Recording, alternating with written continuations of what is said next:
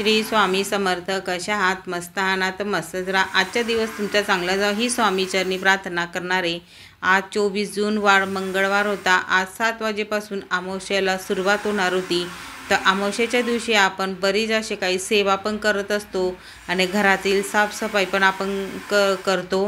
अमावस्येच्या दिवशी काही म्हणजे घरातील साफसफाई असेल तर ही झालीच पाहिजे, कारण की आपल्या घरामध्ये जाळं जळमळ तयार झालेलं असतो आणि सर्वात मोठी नकारात्मकता ऊर्जा असते.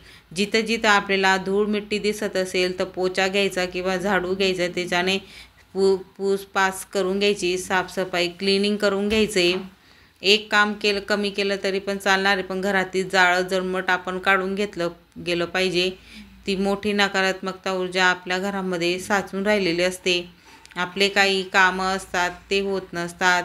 आर्थिक परिस्थिती दुरुस्त करण्यासाठी, लक्ष्मीला प्रसन्न करून घेण्यासाठी प्रत्येक अमावस्येला ह्या आपल्या घरात साफसफाई झालीच पाहिजे.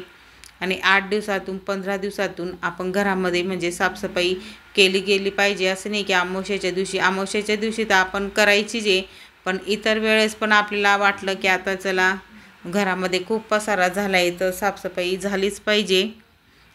तर काय आता कोणत्या मी म्हणजे साफसफाई म्हणजे जो मुख्य दरवाजा असतो, अंगण असेल, झाडू वगैरे मारून घ्यायचे, छान रांगोळी काढायची, हळदीचं लेपन करायचे, रांगोळी वगैरे काढून घ्यायची, धूप दीप अगरबत्ती पूजा करायची, स्वस्तिक काढायचं, आपला जो मुख्य दरवाजा आहे पुसून घ्यायचा, ओल्या कापडाने स्वस्तिक काढायचं, कुंकवाचं किंवा हळदीचं.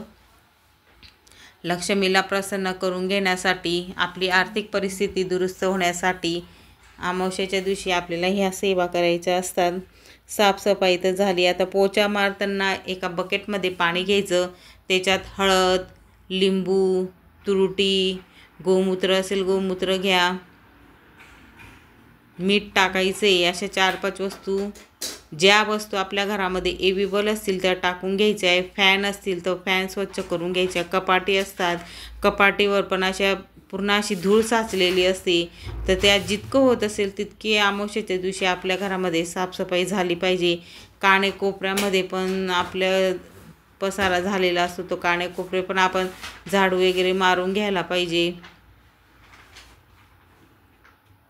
तर मी तेच करत होती. जितके रूम होते तेवढे सर्व म्हणजे वॉल सगळे A to Z मीने झाडूने साफसफाई करून घेतली.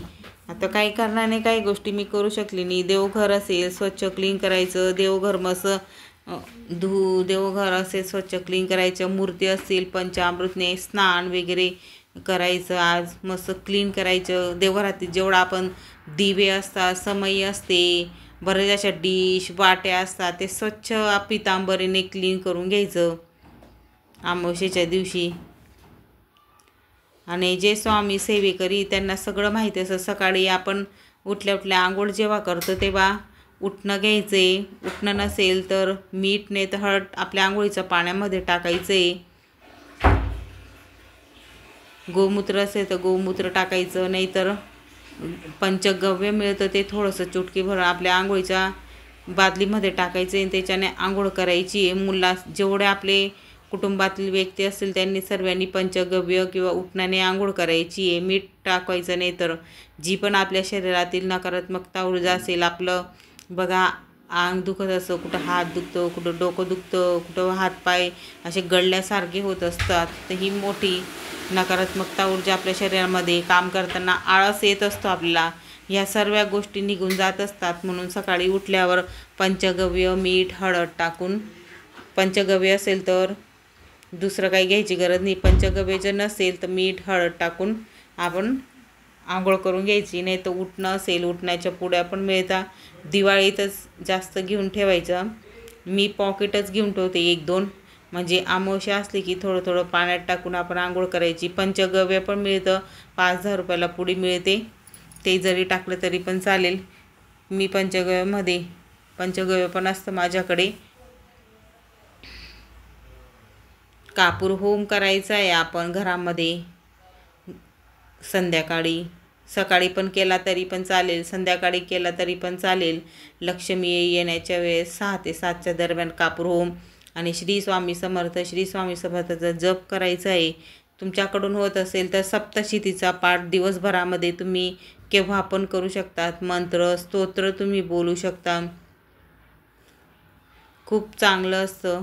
अमावस्येच्या दिवशी ह्या सेवा केलेल्या भरपूर अशा काही सेवा असतात त्या आपल्याला करायच्या असतात. पिवळी मोहरी असेल, मीठ घ्यायचं हातामध्ये, असे 20-25 दाणे आपल्या हातात घ्यायचे आणि मीठ टाकायचं आणि देवघराजवळ दिवा लावून अगरबत्ती लावून कालभैरव अष्टकचं पठण आपल्या घरामध्ये झालं पाहिजे. जर आपल्यामध्ये वादविवाद होत असतील नवरा बायकोंमध्ये किंवा भावाभावांमध्ये, नणंद भाऊजाई असेल सासू सुनेमध्ये, तर कालभैरव अष्टक आपल्या घरामध्ये पठण झालं पाहिजे. जो वादविवाद असतो तो कमी होतो. कारण की ह्या सेवा आपण दर अमावस्येला केल्या तरच याचं आपल्याला फळ मिळत असतं. असं नाही की एक अमावस्या आली आणि आपण सर्व साफसफाई केली, कालभैरव अष्टक तर दर अमावस्येला तुम्ही 1 वर्षामध्ये बघा नक्की फरक जाणवेल तुम्हाला. वादविवाद व्हायला कमी होतात. भांडण असतील, काही आपली आर्थिक परिस्थिती कमजोर असेल तर ती दुरुस्त होते. जर वादविवाद कमी झाले तर कमी होता. मग त्याच्यामुळे आपली थोडीशी म्हणजे जास्त जर आपण भांडण केलं तर लक्ष्मी निघून जाते आपल्या घरातून. आणि आपण जर असं कालभैरव अष्टक वगैरे पठण केलं दर अमावस्येला तर वगैरे, तर आपली आर्थिक परिस्थितीमध्ये दुरुस्त पण सुधारणा होत असते. तर ज्या काही महिला, बऱ्याच महिला आहेत ह्या सेवा करत असतात तर त्यांना नक्की अनुभव आलेले असतात. तर वादविवाद कमी झालेले असतात. मग त्यांची थोडी आर्थिक परिस्थिती सुधारणा होते. तुम्ही करून बघा, तुम्हाला नक्की अनुभव येतील. आपले मुलं असतील त्यांच्या शिक्षणामध्ये अडथळा नको यायला, त्यांच्या म्हणजे कोणत्याही कामात रुकावट नको म्हणून आळणी भात करायचा आहे आणि साध्या त्यांच्या अंगावरून उतरवून घ्यायचा आहे आणि पक्ष्यांना खायला द्यायचा आपल्या तो भात. बिना मिठाचा भात करायचा आहे. फक्त थोडंसं 2-3 चमचे भात करायचं आहे. 2 मुलं असतील तर 1 चमची भात बस झालं. थोडं पण पक्षींना खायला द्यायचं आहे. बाहेर टेरिसवर तुम्ही ठेवू शकता. आणि एखादी आजारी व्यक्ती असेल तर त्रिशूल काढायचं किंवा स्वस्तिक काढायचं आणि साध्या त्यांच्या अंगावरून, आजारी व्यक्तीच्या अंगावरून साध्या उतरून घ्यायचं आणि त्याच्या 4 रस्त्यावर फेकून यायचं. आणि 4 रस्त्यावर फेकताना म्हणजे साईडला टाकायचं, आपल्यामुळे दुसऱ्यांना नुकसान नको म्हणून. अशा बऱ्याच काही सेवा असतात. आपल्याकडून जेवढ्या सेवा होत असतील तेवढा आपण करण्याचा प्रयत्न करायचा. आता ह्याच काही सेवा आहे, सर्व काही आपल्याकडून होत नसतात. जेवढ्या होतील तेवढ्या करण्याचा प्रयत्न करायचा.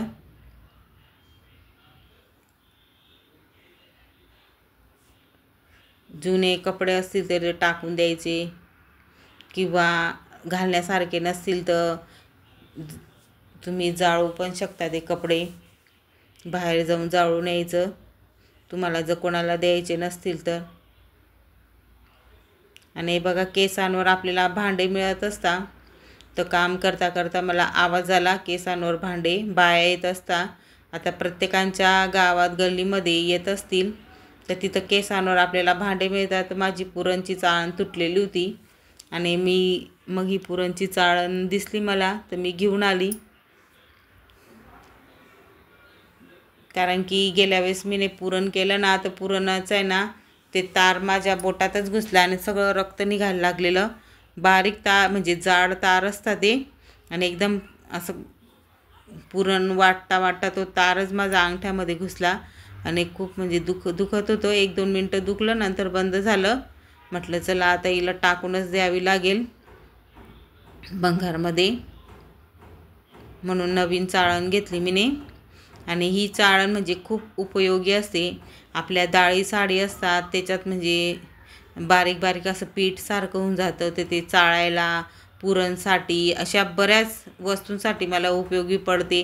भाज्या असतील, मिरच्या असतील तर त्याच्यातच मी ठेवते, भाज्या मिरचींमध्ये, त्या चाळणमध्ये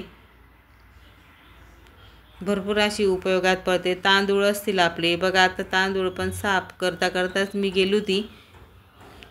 म्हटलं चला आता पीठ झालेलं असतं बारीक तांदूळमध्ये वगैरे. मुंगची डाळ असेल, तुरीची डाळ असेल, कारण की गावाकडून मला डाळी साळी येत असतात. मग त्याच्यात बारीक बारीक घाण असते, ते चाळणे चाळलं तर लगेच निघून जाते. आणि जास्त दिवस डाळ राहिली तर थोडंसं पीठ पीठ होतं. मग ह्या चाळणे चाळून घ्यायचं. आणि आपलं जे पीठ आपण गिरणीमधून, आता गहू असतात ते आपण गिरणीमधून दळून आणतो, तर त्याच्यात असं बारीक बारीक निघतं बघा. तर तुम्ही ह्या चाळणीसुद्धा ते पीठ चाळू शकतात, गिरणीतून आणलेलं पीठ. गव्हाचे दाणे असता वगैरे पडलेले तर निघून जाता. खूप उपयोगी चाळण ही. कधीपासून घेऊ होतो, पण मग एकदम दिसलं अचानक, तर आज योग आला तर ती चाळण मी घेऊन आली केसांवर. आता कोणी सांगतं केसांवर म्हणजे भांडे घ्यायचे नाही, केस गळता, कुठं काय होतं. पण मी खूप वर्षापासून केसांवर भांडे घेते, पण अजून असं काहीच झालेलं नाही आहे. फक्त ही आपोआप पसरवलेली असते. आता इकडं तिकडं केस टाकण्यापेक्षा, फेकण्यापेक्षा आपण एका डब्बा करायचा, डब्यामध्ये ठेवून द्यायचं. कॅरी बॅगमध्ये पण ठेवायची नाही, कॅरी बॅगमधून उडून जाता केस. तर माझ्याकडे एक डब्बा आहे बोरमिठाचा मोठा, त्याच्यातच मी केस गोळा करत असते. आणि थोडे लांब केस असल्यामुळे निघता केस, छोटे केस असले की नाही निघत. आणि अगोदर कुठं केसांवर भांडे वगैरे मिळत होते तेव्हा पण आपले केस गळायचेत. आता पावसाळा आला की केस गळायला सुरुवात होते, हिवाळा सुरू झाला की केस गळायला सुरुवात होते. तो अगोदर पण थोडेफार गळत होती, असं नाही की केस दिले म्हणून जास्त गळत आहे. तर ही अफवा पसरवलेली असते. आता मी बऱ्याच वर्षापासून भांडे वगैरे घेते, काय नाही. म्हटलं अगोदर कुठं भांडे वगैरे आपण द्यायचो, त्या पण माझे केस गळत होते थोडेफार. मध्ये मध्ये गळता, मध्ये मध्ये बंद होऊन जातं. हिवाळा पावसाळा आला की केस गळायला सुरुवात होते.